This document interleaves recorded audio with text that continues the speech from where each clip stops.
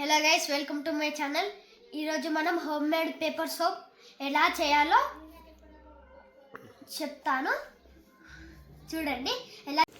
First మనం paper తీసుకోవాలి. Paper తీసుకొని ఏ షేప్ కావాలంటే మీకు నచ్చిన షేప్స్ కట్ చేసుకోవచ్చు.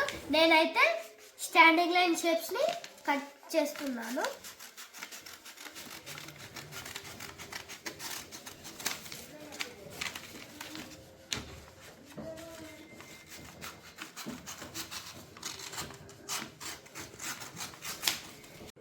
మీకు నచ్చిన షేప్స్లో కూడా మీరు కట్ చేసుకోవచ్చు.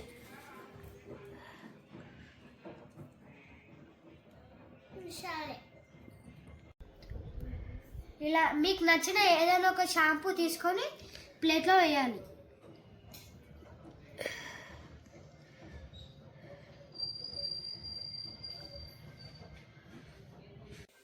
ఇప్పుడు మనం కట్ చేసుకున్నటువంటి పేపర్లు తీసుకొని ఇందులో వేసుకోవాలి.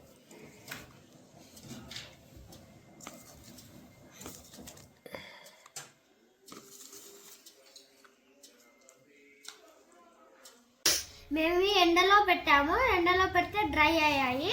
ఎలా డ్రై అయ్యాయో చూడండి. నేను ఒకటి వాష్ చేసి చూద్దాం.